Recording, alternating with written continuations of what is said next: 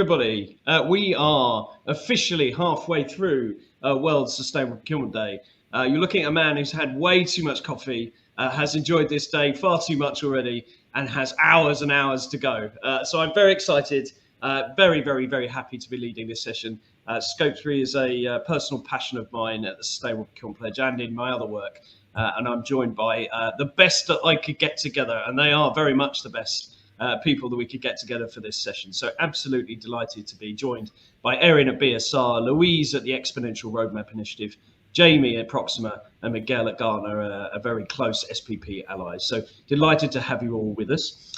So what are we doing? Well, we're going to change pace for this session. You've heard lots of good insights from people who've been exploring what it means for procurement to embed sustainability. But if there's one thing that procurement professionals crave, it's tools. Let's talk, more action. Let's get stuff done. Give me some tools. Just tell me how to do it. So that's what we're going to do in this session. We're going to be non-stop tools, okay? So I hope you're ready. We've got 50 minutes of back-to-back, nothing but things you can get stuck into and use. So those people that are listening in on the chat, you're very important to this session as well. So if you've got tools, if you've got thoughts, if you've got experiences, put them into the chat. There's going to be a deluge of links. There's going to be links for you to open and up. And by the end of the session, I want your Google Chrome to look like it's got too many tabs open, because there's too many tools in Scope 3. But what we're going to do today is share with you with some of the best. Now, the SPP is looking into how we can build, not just on Scope 3, but the SPP Toolkit. The SPP Toolkit intends to be the collection of the free and credible, built collaboratively, used collaboratively tools across sustainable procurement. We're just starting on this journey, but Scope 3 is one area where there are plenty of fantastic tools that are available for procurement for free and have been built and are being used collaboratively. And that's what we're going to be talking about today. At the very end of the session, if we have got a little bit of time, we will be reflecting on some of the analysis we've been doing, or I've been doing, on the actual commercial market of Scope 3 tools. And everyone, I'm sure, who's listening to this has already seen 1,000 demos from 1,000 people. So hopefully you could chip in on some of that too. So before we get started with my panel, I just wanted to run a poll. So we're going to launch a poll now to actually see what you as an audience think you really want to know about when it comes to tools. So where do you feel you need more understanding on tools available for tackling supply chain emissions? So is it contract clauses and templates? Is it collection of data?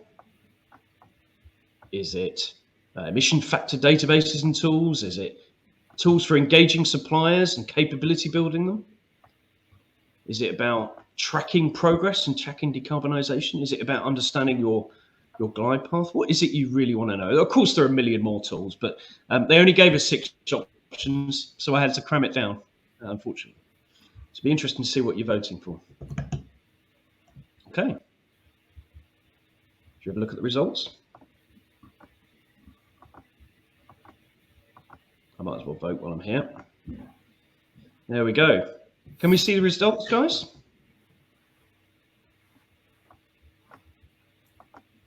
Wait with bated breath.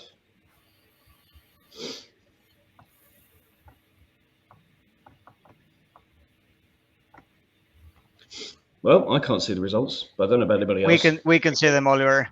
Oh, it's just me then. Well, yes. Can someone tell me what the answers are? Oh, there we go. Excellent. So most of you want to know about collecting primary data. What a surprise. Let's look at the next one, the next most interesting. Actually tracking the progress of suppliers. Good to see. Good to see. Because let's face it, it's not just about collecting data on how bad everything is. It's about actually tracking and driving improvements as well. So that is good to see. So team will take that in mind when we're going through today and looking at those results.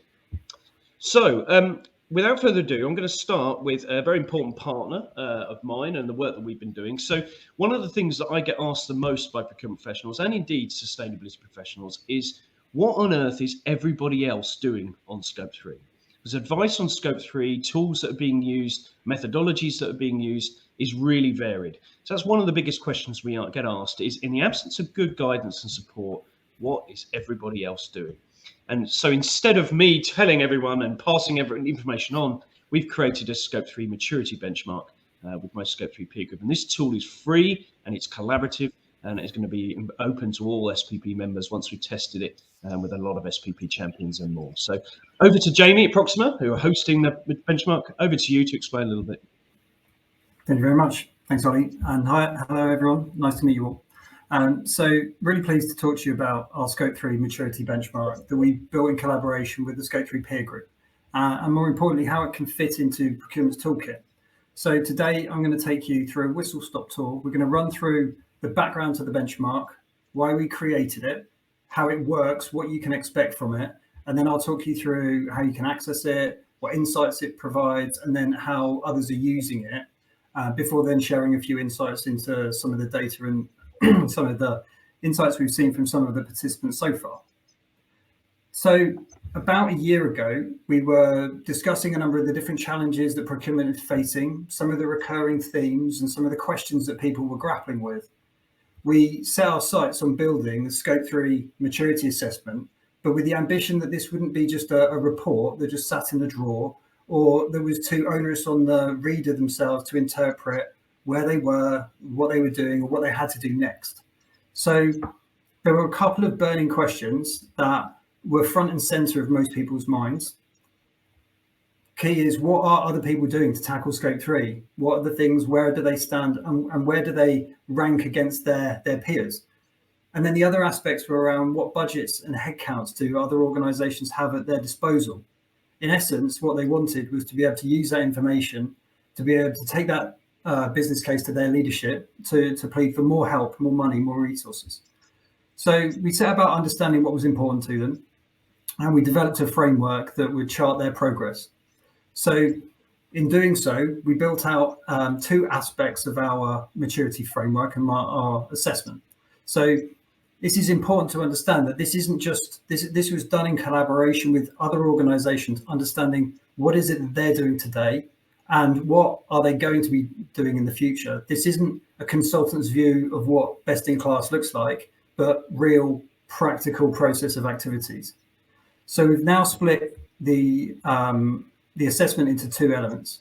So we have our qualitative maturity framework, which builds around 7 operating model elements of strategy, organization, people, process, supplier engagement, performance management, and data and technology. We ask the participants to complete an assessment against where they stand on 5 phases of maturity, and then we ask them to give a weighted completion percentage, which enables us to create a numeric score for comparison. We then compare and add in our quantitative ratios. This is trying to answer question number 2. So we've built our input metrics and converted these ratios to enable you to see how does your current headcount rank against or compare against other organizations in both a median data set and also what are the leading organizations doing. And we do this using ratios so that we can help take away some of the disparities in different types of organizations. So that's how the framework and the assessment works. Well, how do you access it? So back in November, we took our assessment and we built out a free online assessment tool for people to go in and access and complete. So participants register their interest, you receive a link, go in and complete this online survey. It takes about 45 minutes to an hour. And then that builds out your assessment into our data set for comparison. All responses are anonymized. We then take your results and create an individually personalized report that is specific to your organization. We then provide personalized report on all the benchmarking comparisons across all 27 sub-dimensions of the framework, giving you a comparison to the median data set and also to our leading organizations. At the end, we provide you with a results page, and that has 5 tailored recommendations for you to look at, which will help you address some of the lowest scores and move you through the maturity curve. These recommendations and insights are some of the activities that other organizations are doing in the next stage or the stage after that to help you move forward through the maturity. From here, we're now taking insights and trying to provide representation at an industry level. So last week we provided an update to the pharmaceutical sector. and provided them with insights on how they compare at an industry level. So the benchmarking is much more specific to you as an organization relative to your peers. We're looking to expand that across other industries and other sectors. And in time, we're hoping to be able to provide year-on-year comparisons relative to each organization. And then also, lastly, organizations are now being able to think about what does their future state of maturity ambition look like? How can they then use this to plan out their roadmap, and how do they start to build out their sustainable procurement function in the future? So just thought I'd share some of the key findings with you. So some of this will not be a surprise to many, but obviously the organizations that are investing the most, the greater the investment, the greater the overall maturity. I think the amount of money being invested by some organizations enables it to get greater focus. The greater the focus, the greater the collective internal drive for change, and the greater the progress they're making on Scope 3.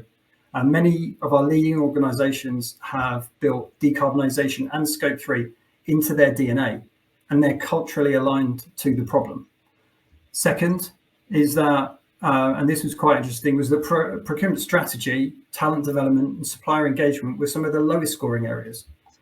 Net zero procurement strategy was noticeably lagging behind the overall business strategy, which indicates to us that while sustainability teams have been making progress on this topic for the last 10 or 15 years, that procurement still has some way to go to get a grip on Scope 3.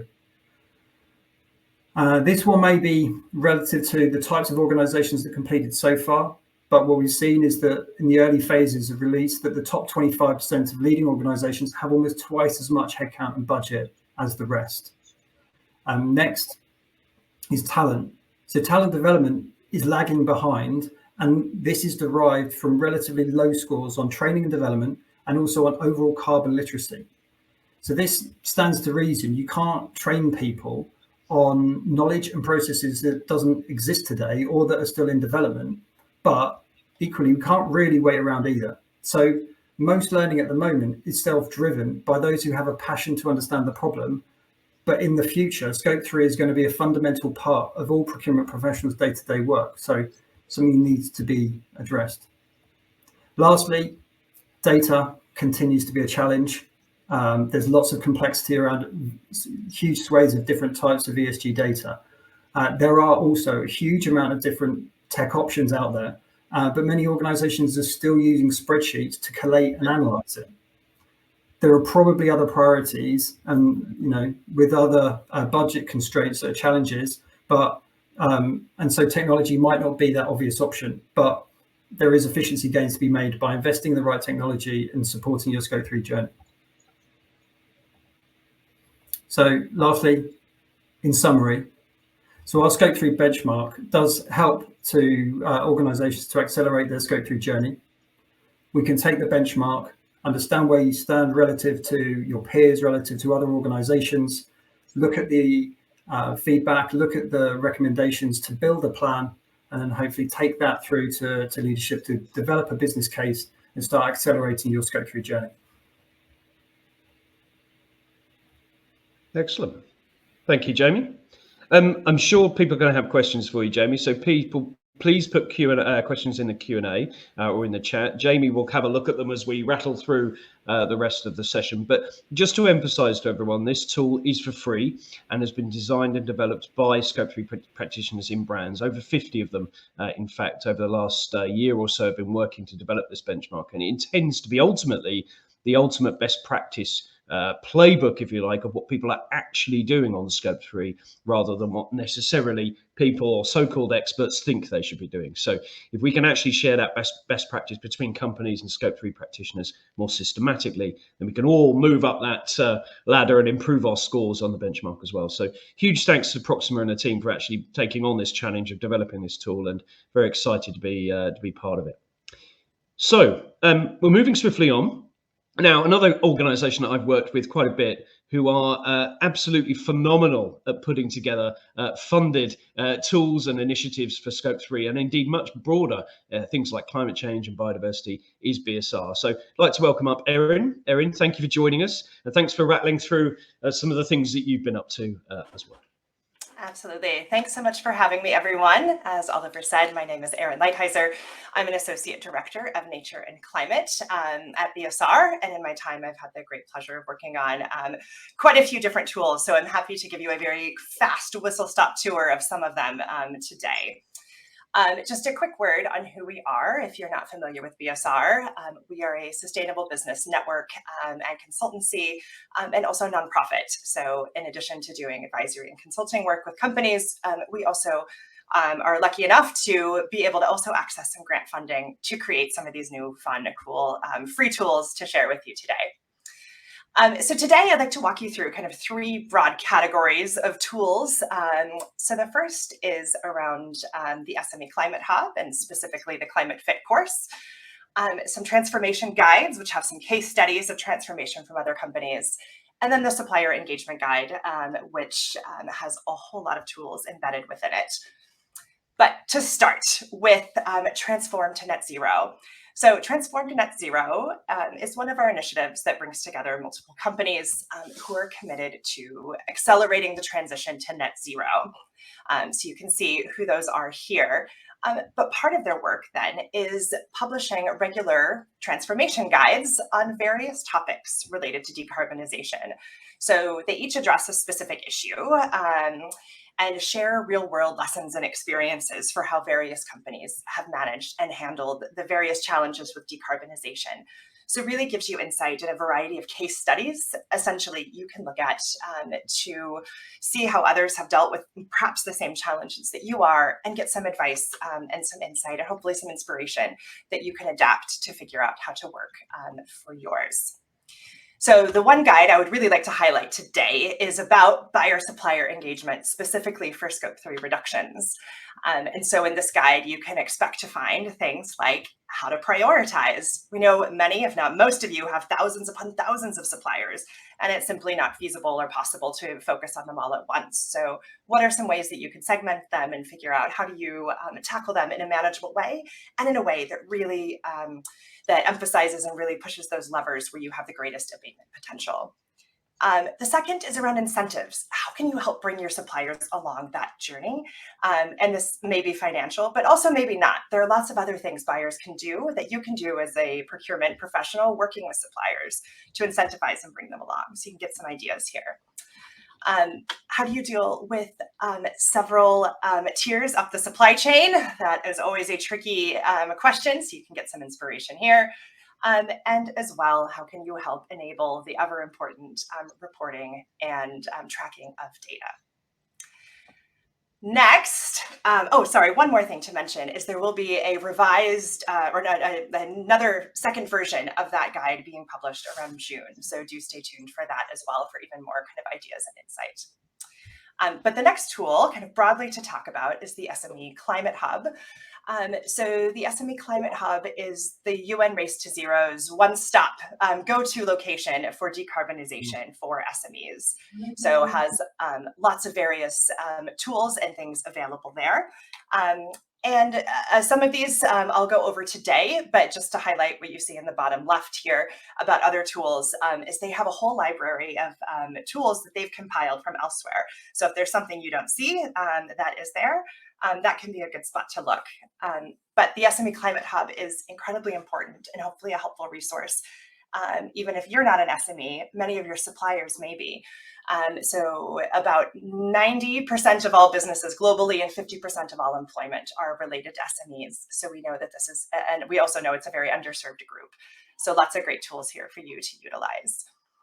The first to talk about is the carbon calculator. So this one is free, developed by Normative in collaboration with google.org, and allows your SME suppliers, or you if you're an SME, to input whatever data you have, and any data that is missing, it can extrapolate and pull industry averages based upon both location and industry. So we know, particularly with SMEs, data is often missing, really difficult to get, but this calculator can give you a pretty good sense of where things are and where things stand. The next is a financial support guide. So we know one of the major barriers to decarbonization for SMEs is simply having access to the resources that they need to be able to make the changes and investments. The financial support guide will talk SMEs through various ways they might be able to access funding, be it via kind of new banking products and initiatives. Maybe there are government grants designed to help SMEs in particular areas decarbonize. So it has some really great ideas to try to help problem solve some of those financial barriers that SMEs experience. The next is the reporting tool. So this has been built off of the CDP's reporting guidance and really made to be a kind of minimum reporting version and a simplified version for SMEs. Any of you who do that reporting know that it's very good and very thorough, but can be very confusing as well. And so this is an effort to help simplify that down, really focus on the key bits of information that are really necessary to be able to help track and bring SMEs along on that journey. And then the final one to talk about is Climate Fit, which is a net zero training course for SMEs. So along the bottom, you can see the various topics, but it's comprised of 7 different modules, each in a different topic area, to help walk SMEs through kind of step by step, how do they reduce emissions in their business. So these take about 20 to 30 minutes for each module. So they're very quick, they're very concrete, very practical to give advice, also very specific to SMEs. So for example, we know not many SMEs have a dedicated sustainability function. So we'll talk SMEs through how might they create something like a green team to be able to enable and address issues and decarbonize within their business. The modules can be kind of, you can pick and choose what makes sense for you and your business. They can be taken in any order. So it's a really, really flexible training course. And again, it's completely free. And those who do complete the whole course can get a little digital certificate afterwards as well. And along with this, I'd like to flag an upcoming opportunity. If any of you are working with US-based SMEs, we currently have some grant funding to help walk SMEs through that course, to help train them on what opportunities are available. So after I'm done with this session, I will put my colleagues' names and contact info in the chat. And so please do feel free to reach out if you're interested in offering a session. Again, free of charge in this upcoming quarter or two with US-based SMEs. And the last thing I will talk about today is the Supplier Engagement Guide. So this is a guide that attempts to bring together everything procurement professionals need to know about how to approach decarbonization. So very practical guidance that addresses the kind of one specific aspect of decarbonization, which is engaging suppliers, which we know is one of the more challenging ones. So it provides tools and resources, and as well, leading examples from the supply chain leaders and other leading companies. There are also a few tools or a few templates as well that you can download and just start using today. So one of those, for example, is a supplier self-assessment template, which is in a Word document you can download, add your logo, tweak the questions, add new ones, take out ones that don't make sense for you, but really is focused on moving to action. And as well, brings together resources and examples from these other leading companies about how they've done it. What does their procurement scorecard look like for sustainability? How do they score suppliers? What are the trainings that they offer to suppliers? So it has lots of very good practical guidance in it. And the guide itself is based on kind of a 5 building block approach, each with 3 sub actions within it. That walk you through what are the various kind of aspects and approaches to be able to engage suppliers. So this ranges everything from getting management on board to working through procurement and reporting. And so lots of good tools here. And you can really pick and choose what makes sense for you and what fits with your business based upon where you are in your journey. And with that, I would be very happy to hand it over to Louise, who will give us a real deep dive in the Supplier Engagement Guide. All right, thank you so much, Erin. And I've been working with Erin on this supplier engagement guide. We did it for some time. We started, what was it, 2 years ago maybe? And it was a great journey for learning. And I'm going to share my screen because I'm lucky enough to do a live demo. So here we go. Starting off with where I'm from, I am from an organization called Exponential Roadmap Initiative, and Erin also mentioned the Supply Chain Leaders, which is a group within this group of innovators, disruptors, and transformers, a group of companies working together, finding best practices and making sure that they are spread, they are open for others to use. And this supplier engagement guide is one of those tools that comes from this Supply Chain Leaders Initiative and Exponential Roadmap. So I'll take you through this guide. And I'm so happy to hear about all these tools, because when I started working with Supplier Climate Action, which was about 4 years ago, I was then at an organization called Ericsson, telecom company, and there were no guides, there were no tools, at least not that I found. And we did a lot of benchmarking, understanding what are others doing when it comes to working with supplier climate action. And, you know, there were maybe a handful of companies, and you probably know who you are in that case, working with this, but really life would have been different if we would have had some guidance. But ourselves, when I was at Ericsson, I left a piece of my heart at Ericsson when I left there. So I'd probably say we for both Exponential Roadmap Initiative and Ericsson. It was only 2 months ago, but us at Ericsson, together with Telia, another company within the Supply Chain Leaders, we thought that why not collect the learnings that we have, because we were both working with supplier engagement and working with our supply chains, collect the learnings that we have and create something that we can share with others, because this journey of working with supplier climate action and understanding what to do, how to do it, what targets to set, who to involve, and what text to use, what words to use, it was quite a big deal. So together with BSR, we created this guide. And basically what it is, Erin, you already did a bit of an intro here, but really it is making sure that you have an understanding of how to engage suppliers around this whole 1.5 degree alignment, this ambition to stick to the scientific approach, halving by 2030 and net zero by 2050 at the very latest. And it's about how to engage suppliers around that, because there's a lot of things to think about. And let's go straight to, we have the 5 building blocks that Erin already talked about, and this is the actual guide.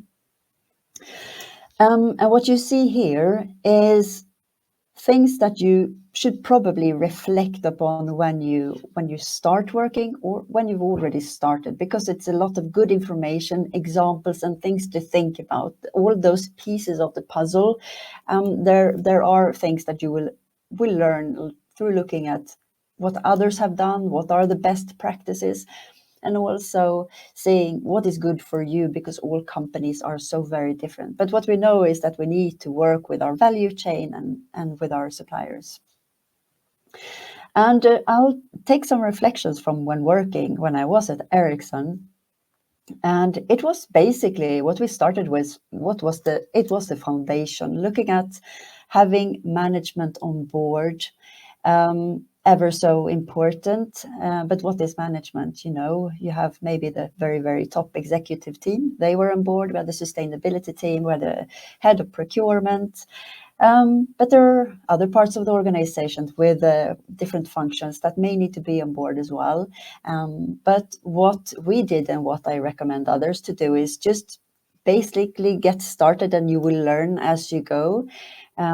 Getting people and groups on board, you will have the commitment, but you'll probably learn along the way that maybe you need to have the R&D department, and maybe you need to have the strategy department as well, if those are separate. So It's a lot of getting started and learning along the way. This was something, the setting the target. What kind of target should you have for actually measuring how you're evolving with your supplier climate action agenda? This was very much back and forth at Ericsson. And I know a lot of other companies have kind of different targets there. And what you should do is probably make it easy for yourself. We chose a very simple target that is easy to communicate. Easy to communicate externally and internally with our suppliers. We're basically counting, Ericsson is basically counting how many suppliers themselves have set 1.5 degree aligned targets.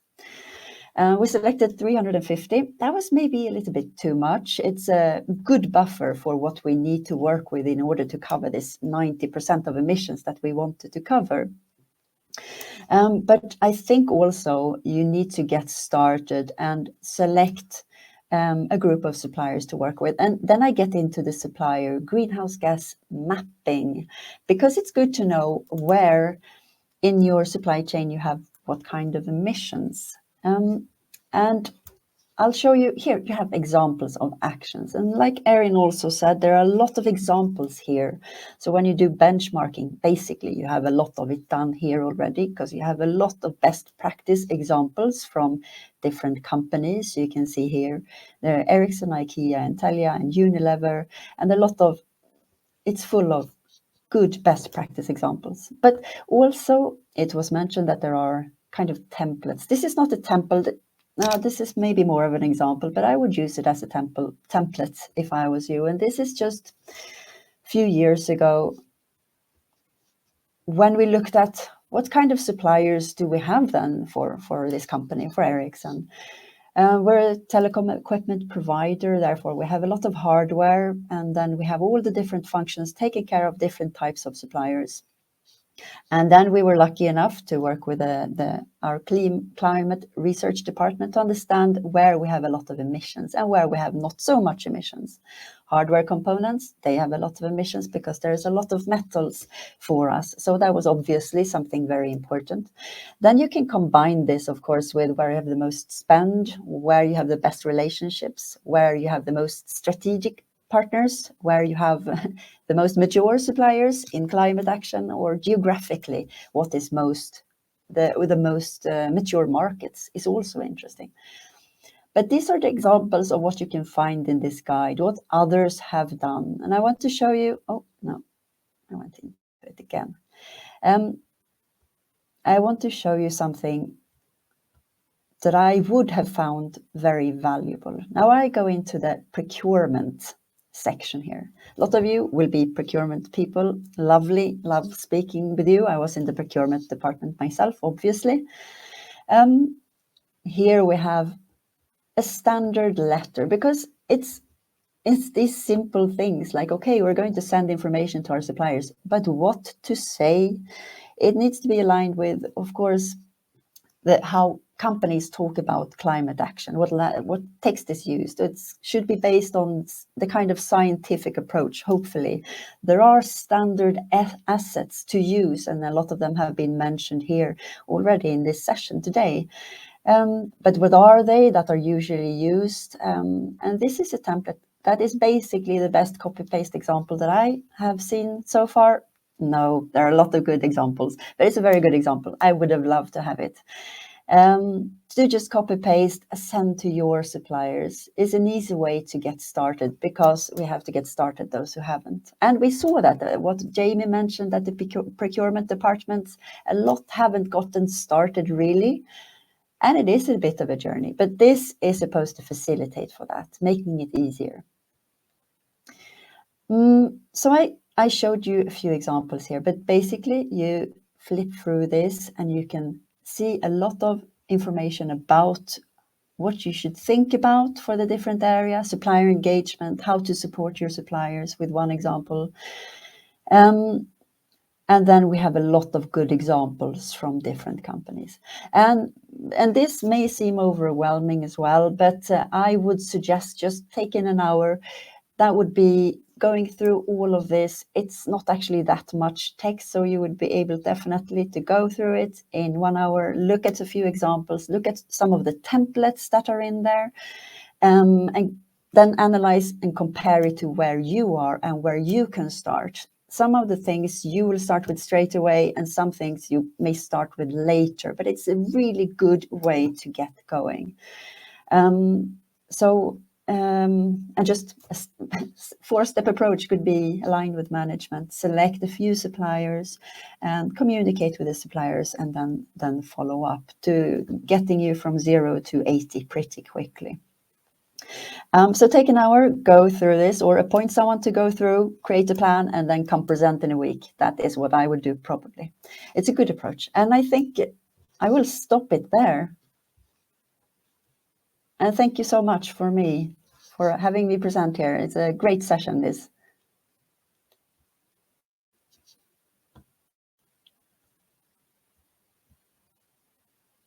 Oliver, you're in mute.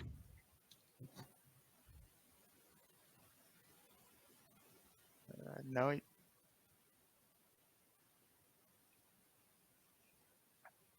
Nope, can't hear you. Nope.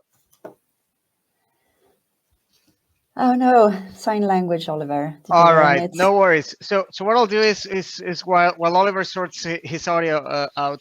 So my name is Miguel Castillo. I am a research director at Gartner, and with Oliver, we've been doing a lot of work in terms of understanding the market landscape, et cetera, et cetera. This is not so much on the free tools available, but this is now getting into a little bit more of the paid tools aspect. I wanted to just share a few data points from a very recent survey we did, and I'm just gonna share it like this. Luis, can you see this slide? Yes, I can. Excellent. Thank you, Luis, for confirming.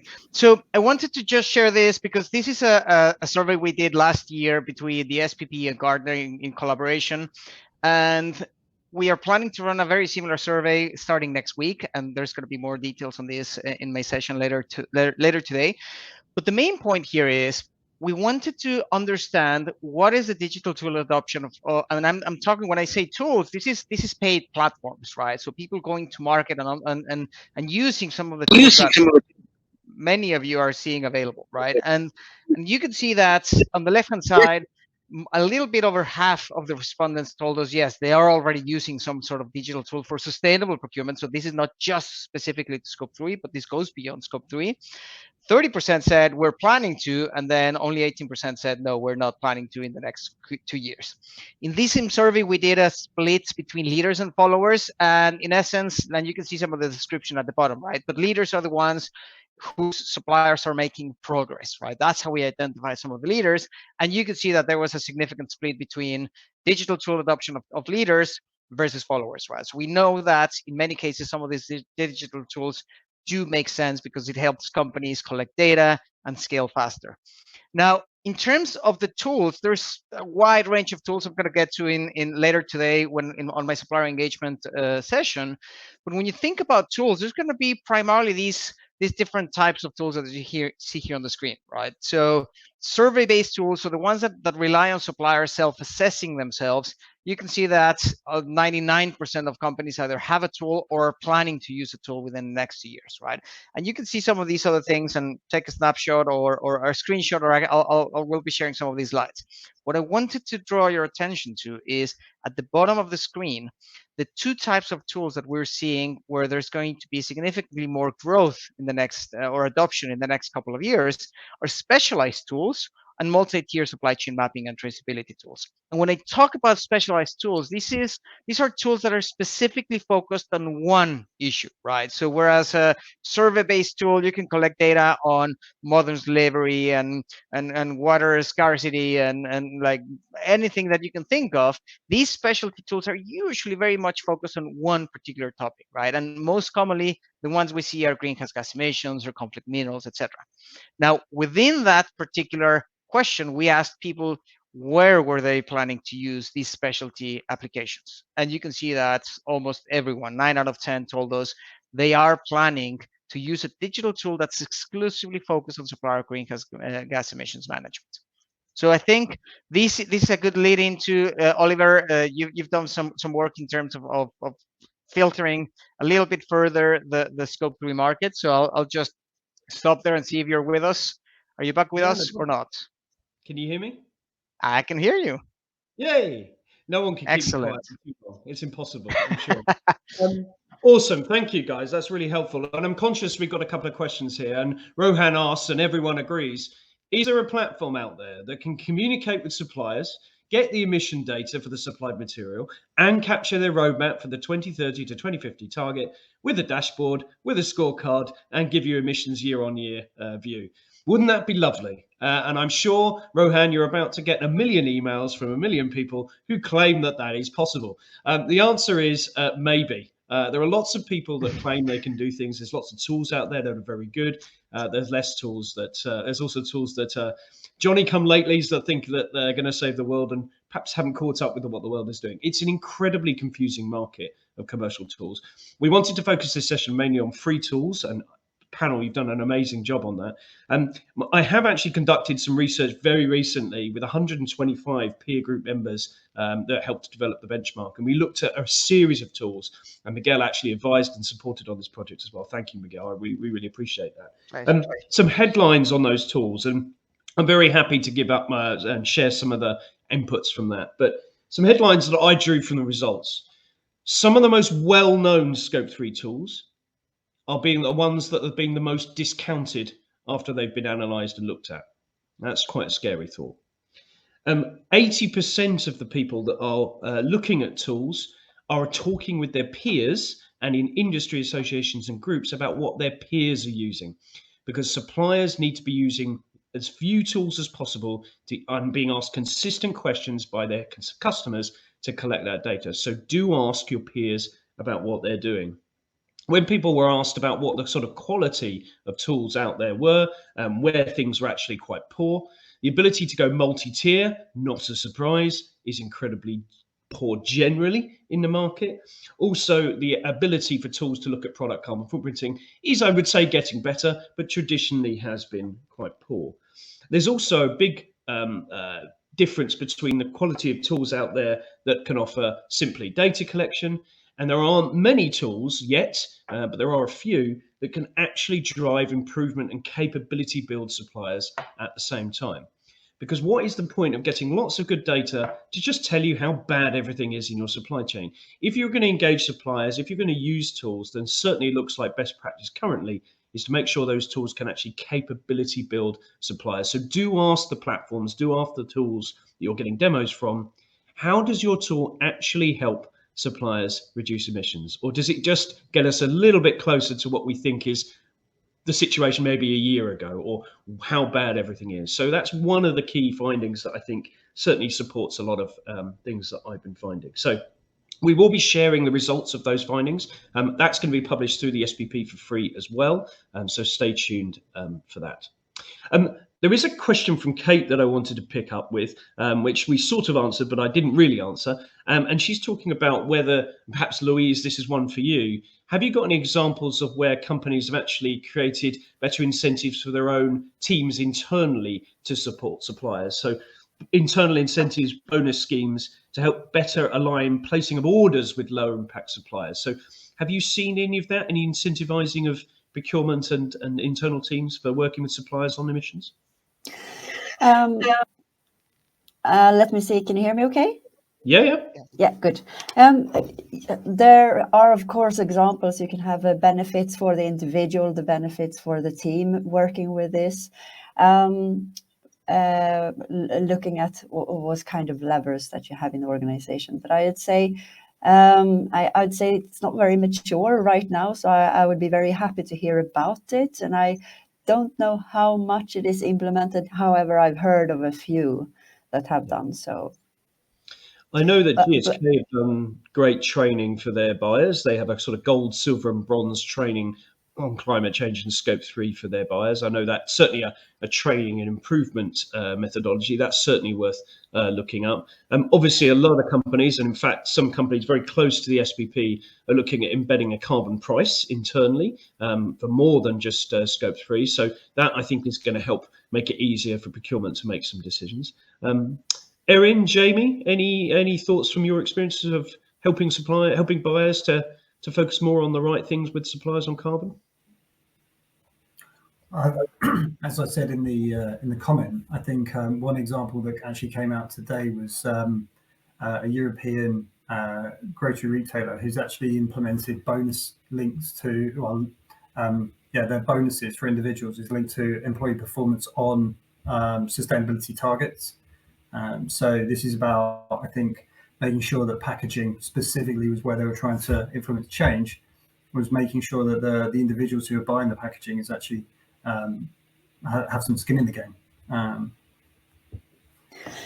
now when Oliver left for a few minutes, yeah, I can go ahead. Can I just that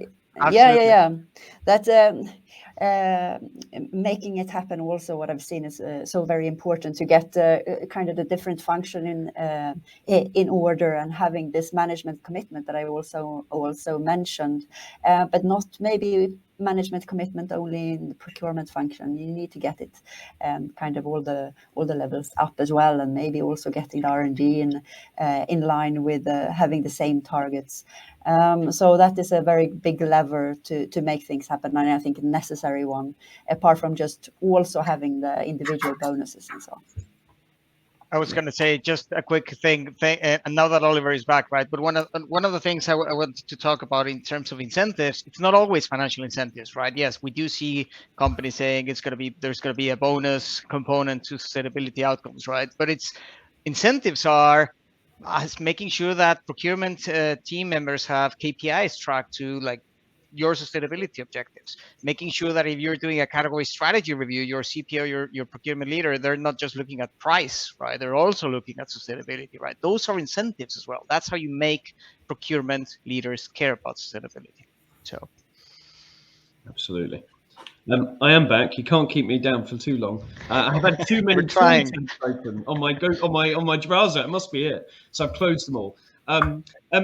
We're due to finish on 10 more minutes. So, guys, if I can just go around maybe just each of you and give your maybe just a final thought when it comes to tools for procurement on Scope 3. What have been some of your, I guess, final thoughts for those listening in based on some of the questions? Obviously, procurement professionals want to use tools. Obviously, Scope 3 is very confusing. Obviously, there's a lot out there. But what would be some of your advice? And perhaps we can start with you, Louise, because you've been perhaps closest to the people listening in. What would be your advice finally for those listening in?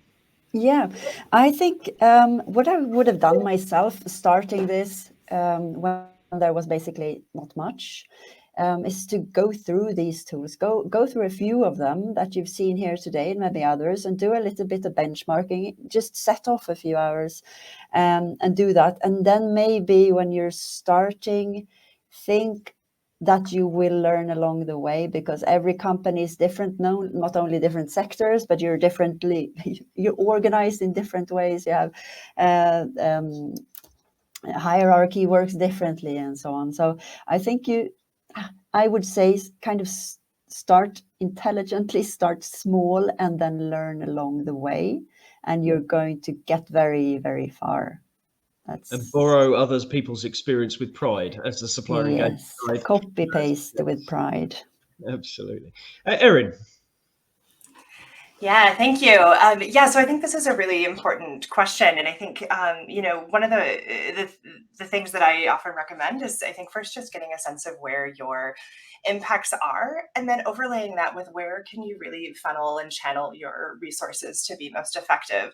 So I think, as I said before, we know lots of people have thousands of suppliers, and it's simply not possible to focus on all of them all the time.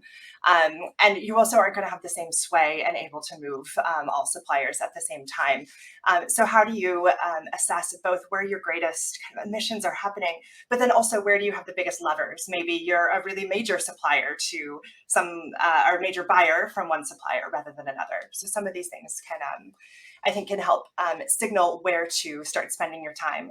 And as you get through that first tier of suppliers and bring them along, then you can move on to the next tier and so on and so forth. I think the other big piece of advice is really to think about how to integrate, really integrate climate action into your business. And this is one of the things I really like about the supplier engagement guide, because as lots of the questions have centered so far, if we don't have, bonus schemes and payment schemes and pricing schemes and way to judge what we're sourcing, if that doesn't include climate considerations, it's going to be really, really hard to ever make progress on those. So maybe to speak to just a specific question in the chat about contracts, and particularly the codes of conduct and contracts with your buyers. And yes, there are companies who absolutely include climate action and climate targets in there. So I think one of the first was Salesforce, maybe a year and a half ago or so. They came out quite publicly that climate action and decarbonization would now be baked into all of their contracts. But one of the other innovations I've seen, which I think is really interesting, is by TDC Net, so a Danish telecoms company, that is including climate, but instead of simply saying you must have a SBT, you must have a science-based target, either now or by a certain, either now or by next year or something, they really assess the maturity of the supplier and then map out together when they will be able to comply with all of these things. So knowing that climate's a journey and recognizing that some of these suppliers are really, really necessary for your business, how can you help bring them along on the journey rather than just switching from one supplier to another, which in the end doesn't necessarily help us reduce emissions overall, but really thinking about it, just as you're on a journey, your suppliers are too. So how do you help bring them along and track that progress and really forecast that into the future? Superb advice, superb advice. Can I also just remind everyone of the offer Erin's making to help US-based suppliers go through the Climate Fit program on SME Climate Hub? It is brilliant, by the way, this training. I can vouch for that. It's been tested with my supply chain group as well. So, Erin, I don't know if you can put the link or maybe your email or the email into the chat very briefly just before the end. But if you are interested in that free offer, I highly, highly recommend it, having seen people benefit from it before. Jamie, final thoughts from you? So I think if I link it back to that initial point I made around procurement strategy, I think before embarking on which tools you need, it's working out what is the target, what's the answer that you're trying to find, and then working back from there. I think planning out where you want to be going and what stages of maturity and ambition you have is kind of a good path to go along, because as you say, there's so many different tools out there. It can be very confusing, and you want to be directing your efforts to Erin's point just before, direct your efforts to where you're going to make the biggest impact with the biggest amount of suppliers, and then move on from there. Great advice. Great advice. And Miguel, we speak monthly and cry on each other's shoulder about the Scope 3 tools market. And I know that we think it's a bit of a mess, but there is some good stuff out there. So final thoughts from you. My final thoughts are, think about the supplier experience first and foremost. If you find yourself, you're reinventing something and you're building an Excel spreadsheet with 200 questions from scratch, you're just doing it wrong. There's so many tools that you could be leveraging, and you're only placing unnecessary burden for your suppliers. So think about the impact to your suppliers, because you're not the only customer. Absolutely. Very small percentage of people who completed our Scope 3 tools survey said they were building their own. That's a terrible idea, to build your own platform. I know it can feel like a good idea when you're completely bamboozled by the market of tools, but there are a few tools. And my final advice on the tools, especially on the commercial tools for collecting data, is look at the philosophy of the platform, not just how beautiful the dashboards are and how wonderful the widgets are and how wonderful the things are and how good the salesperson is. Think about the philosophy of the business. If the philosophy of the business is to build a collaborative platform that's going to capability build suppliers, then that's what, in my experience, you should be looking at, because that's what the world is doing. And the pharmaceutical industry is a very good one to look at, actually. Some work we've done with Jamie on that shows that they are as collaborative and as intelligent in terms of their platform selection than anyone else. I think that's enough. I'm almost dying now. The coffee is coming down. I've got another 12 hours to go. So I think we've got it ended there. But panel, you've been amazing. Thank you. I love and respect all of you for the work that you're doing on this. It's absolutely fantastic. I hope those that are listening in have enjoyed it. And join us at the next SPP Scope 3 session, which is on 18th of April. So keep your eyes peeled for that. You'll all be welcome. You'll end up with another 90 minutes of this and me, though. So if you can cope with that, and cope with anything. Thanks, guys. Really appreciate it. And we'll see you again soon. Thank you. Take care.